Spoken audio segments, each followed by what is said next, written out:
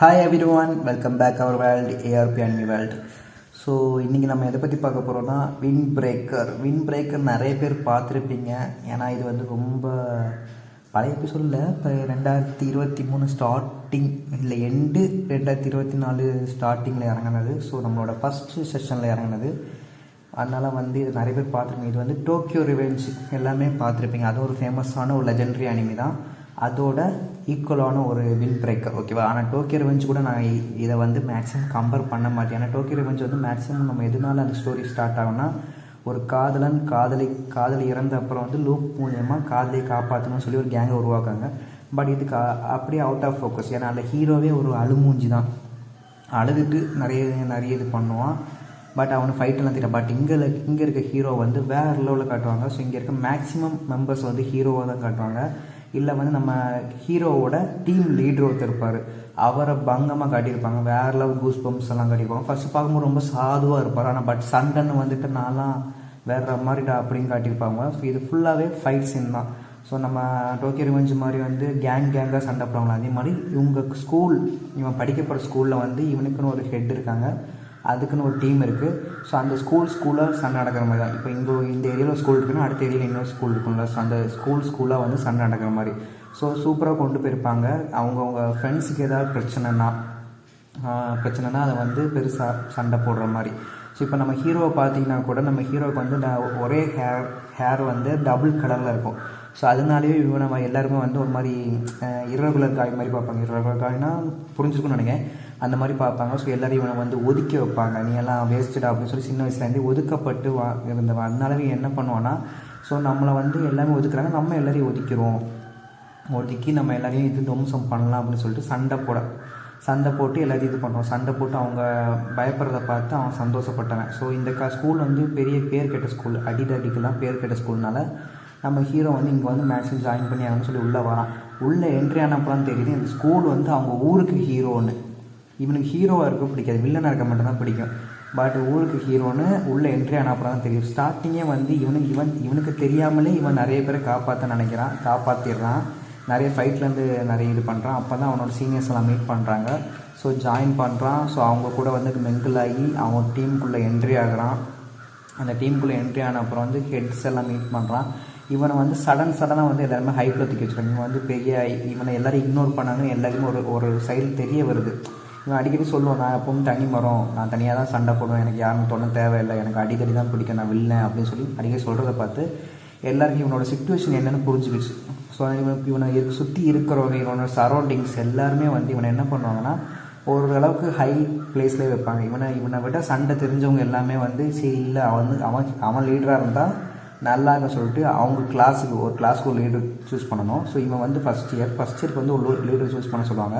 So இவனை வந்து எல்லாருமே சூஸ் பண்ணுவாங்க. நீ தான் எல்லாருமே பொறுப்பாக இருப்பா, கரெக்டாக இருப்பான்னு சொல்லி இவனை சூஸ் பண்ணுறாங்க. ஸோ இவன் லீடர் ஆகிட்டான். லீடர் ஆன அப்புறம் இவன் கிளாஸை வந்து எப்படி கொண்டு போகிறான்னு, ஓகேவா, கிளாஸை வந்து எப்படி கொண்டு போகிறான்னா பேலன்ஸ் இருக்க ஸ்டோரி. ஸோ இவனுக்கு கிளாஸில் வந்து என்னென்ன சண்டை வருது, இல்லை இவனோட கேங்குக்குள்ளே என்னென்ன சண்டை வருது, அதை கூட இவன் சண்டை மெஜ்ஜு பண்ணி ஃபைட் பண்ணுறது, மிச்சம் ஸ்டோரி சூப்பராக கொண்டு போயிருப்பாங்க. ஸோ இதில் வந்து ஃபுல்லாக ஃபைட்டாடா இல்லை ஃபன் சீனே இருக்கானா, இதுலேயும் ஃபன் சீன் இருக்கும். நமக்கு ஹீரோ பண்ணுற க்யூட் ஆக்ஷன்ஸ் எல்லாம் ஃபன்னாக தான் இருக்கும். அதே போல் வந்து ஹீரோட ஃப்ரெண்ட் ஒருத்தன் இருப்பான். ஸோ அவன் வந்து நம்மளோட டோக்கியோ ரிவெஞ்சில் ஹீரோ இருக்காங்களா அந்த மாதிரி கேரக்டர், ஓகேவா. ஹீரோட ஃப்ரெண்டும் டோக்கியோ ரிவெஞ்சோட ஹீரோயும் அவன் ஹீரோ இருப்பாங்க நம்ம சும்மாதியா. அவங்க ரெண்டு பேரையும் பார்த்தீங்கன்னா கூட ரெண்டு பேரும் ஒரே மாதிரி. ஏன்னா இவனும் ஒரு அழுமூஞ்சி தான். இவனுக்கு என்ன வேலைன்னா ஒவ்வொருத்தரோட டீட்டெயில்ஸை கலெக்ட் பண்ணுறது. இப்போ வந்து ஒருத்தன் எப்படி சண்டை போடுவான், இவனோட பேக்ரவுண்ட் என்ன அப்படின்னு சொல்லி நோட்டில் கலெக்ட் பண்ணி வைப்பான். அப்படியே இந்த டீமில் வந்து மெர்ஜ் ஆகிட்டான். ஸோ இவனுக்கு சண்டை போட தெரியாது, பட் என்ன பண்ணுவான்னா நோட்ஸ் எடுப்பான். ஸோ இது வந்து இவனோட இப்போ வந்து ஃபைட்டர்ஸ் கூட தெரியாத விஷயம் இவனுக்கு தெரியும். ஸோ இதெல்லாம் சண்டை போடுற. ஆனால் இவன் நல்லா அழுவான். ஏன்னா ஃப்ரெண்ட்ஸ் வந்து அடிப்படுறத பார்த்து ரொம்ப அதிகமாகவே அழுவான். ஸோ அதனால் வந்து இவன் கொஞ்சம் க்யூட்டான கேரக்டர். அதே போல் இது லவ் இல்லைன்னு கேட்டிங்கன்னா டோக்கியோ ரிவெஞ்ச் மாதிரி டாப்பஸ்ட் நாச்சுன்னு அப்படி சொல்ல மாட்டேன். லவ் எல்லாம் கம்மியாக தான் இருக்குது. பட் லவ்வும் கிடையாது, ஓரளவுக்கு சும்மா ஒரு ஃபன் மூடில் ஒரு லவ் சீன்ஸ் போயிட்டு வர மாதிரி இருக்கும். ஸோ நமக்கு வந்து பார்க்கும்போது ஓகே இது ஒரு லவ் சீன் அப்படி ஒத்துக்கலாம் அப்படின்னு சொல்லி அந்த மாதிரி காட்டியிருப்பாங்களே தவிர உண்மையான லவ் சீனை இங்கே கொண்டு வந்திருக்கவே மாட்டாங்க. எல்லா இடத்துலையும் ஒரு கேர்ள் வரான்னா அந்த கேர்ளுக்கு ஒரு ஆபத்து இருக்கும். அதில் வந்து நம்ம ஹீரோஸ்னு சொல்லும்போது தெரியுது, எல்லா டீமையும் தான் சொல்கிறேன். அதில் ஓவரால் வந்து அந்த பொண்ணுக்காக சப்போர்ட் பண்ணி சண்டை போடுற மாதிரி தான் இல்லை இருக்குமே. ஆனால் டோக்கியோ ரெவெஞ்சில் வந்து என்ன பண்ணுவாங்கன்னா, அந்த பொண்ணுக்காக வந்து தான் ஹீரோவே இது பண்ணுவான், ரன் பண்ண ஆரம்பிப்பான். ஒவ்வொருத்தனையும் லூப்பை வந்து அவன் ஆளை காப்பாற்ற முடியல ஆளை காப்பாற்றணும் திரும்பி போயிட்டே இருப்பான். கடைசியில் அவனுக்கு கடைசி ஒரு சான்ஸு, அதை வச்சுக்கிட்டு அவன் எப்படி டீமை மாற்றி அமைக்கிறான் தான் மேக்ஸிமம் கதையை டோக்கியோ ரெவெஞ்சர் கொண்டு போயிருப்பாங்க. பட் இதில் வந்து அப்படிலாம் கிடையாது. இதில் ஃபுல்லாகவே ஃபைட் தான்.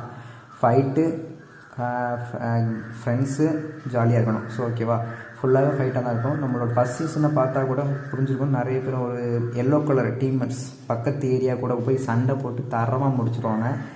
அதையும் வேற லெவலில் அந்த ஃபைட்லாம் வந்து ரொம்ப சூப்பராக இருக்கும்.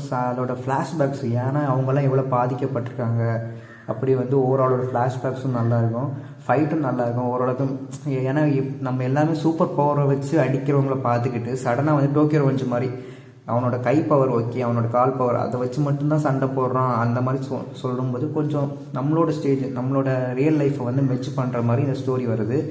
ஸோ டோக்கியோ ரிவெஞ்சாக விண்ட் பிரேக்கரான்னு கேட்டிங்கன்னா நான் மேக்ஸிமம் வந்து விண்ட் பிரேக்கருக்கு தான் ஓட் பண்ணுவேன். ஸோ நான் பார்த்த அளவுக்கு wind breaker one of the best normal anime. So பார்க்காதவங்க கண்டிப்பாக பாருங்கள், இல்லை தமிழ் டப்புலேயும் வந்திருக்கும், அதையும் கண்டிப்பாக பாருங்கள். ஓகேவா, ஸோ இதோட இந்த வீடியோ முடிச்சுக்கிறேன். இதோட நம்மளோட பழைய அனிமி சீசன்ஸ்லாம் இதோட முடியுது. ஸோ இனிமேல் நியூ அனிமி சீசன்ஸ் தான் இதாக போகுது. ஸோ கொஞ்சம் டீட்டெயில்ஸாக வந்து நான் டீட்டெயில் எடுத்து உங்களுக்கு வந்து சொல்லுவேன். ஸோ மேக்ஸிமம் இன்னையிலேருந்து நாளையிலேருந்து நியூ அனிமியோட வீடியோஸ் வந்து அப்லோட் ஆக ஆரம்பிக்கும். ஸோ அது வரைக்கும் உங்களை விடைபெறுவது உங்கள் ERP அனிமி வேர்ல்டு தலைவர் வேண்டாம், ERP அனிமி வேர்ல்டுன்னு வச்சுப்போம். See you, Tata.